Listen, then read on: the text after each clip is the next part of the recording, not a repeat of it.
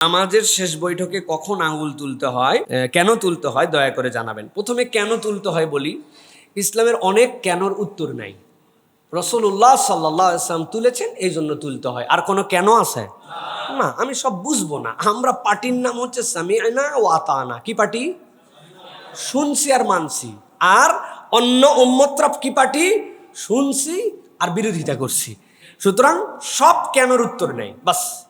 2 নম্বর প্রশ্ন হচ্ছে নামাজের তাশাহুদে কখন আঙ্গুল তুলতে হয়। এটা নিয়ে হাদিসের মধ্যে আসছে, যেটা সহিহ মুসলিমের মধ্যে বর্ণনা আসছে। রাসূলুল্লাহ সাল্লাল্লাহু আলাইহি ওয়াসাল্লাম শেষ বৈঠকে অথবা তাশাহুদের সময় রাসূলুল্লাহ সাল্লাল্লাহু আলাইহি ওয়াসাল্লাম আঙ্গুল উত্তোলন করতেন এবং রাসূলুল্লাহ সাল্লাল্লাহু আলাইহি ওয়াসাল্লাম আঙ্গুল নাড়াতেন।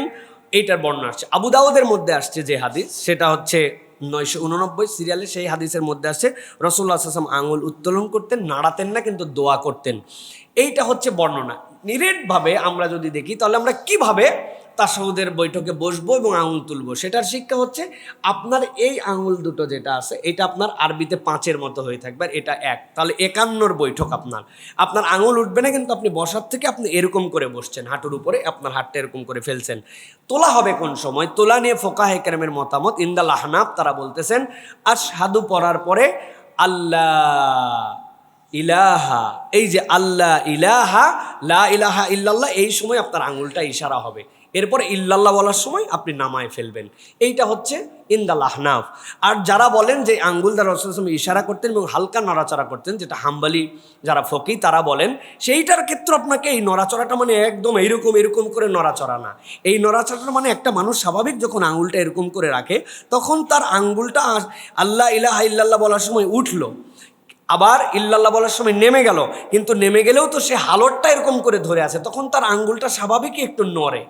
এই নড়াটাই হচ্ছে নড়াচড়া, কিন্তু এর মানে একদম আঙ্গুল সবসময় নড়াতে হবে, এইটা নিয়ে অনেকে ভিন্ন মতামত দিয়েছেন। তবে সবসময় মনে রাখতে হবে প্রিয় ভাইয়েরা, যে আমাদের এখানে যেই ইখতিলাফটা, এই ইখতিলাফটার লেভেলটা কি? এই ইখতিলাফটা হচ্ছে আমাদের তানাউ পর্যায়ে। সবগুলারই সুন্নাত এবং আসার থেকে বর্ণনা আসছে।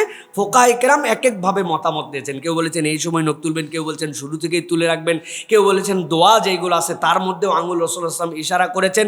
সবগুলা ইখতিলাফে তানাউ, এইগুলা নিয়ে আমাদের চূড়ান্ত বিরোধিতার কিছু নাই।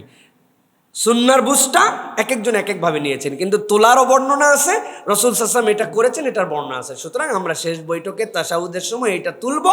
মিনিমাম লেভেলের তোলা হচ্ছে যে আশহাদু আল্লা ইলাহা ইল্লাল্লাহর সময় আমরা নখ নামায় ফেলবো। ধরে রাখার ক্ষেত্রে এরকম আমরা যেভাবেই করি না কেন, আল্লাহ রাসূল সাল্লাল্লাহু আলাইহি ওয়াসাল্লামের সুন্নাত আমাদের আদায় হয়ে যাবে। আল্লাহ যেন আমাদেরকে বোঝার তৌফিক দান করেন।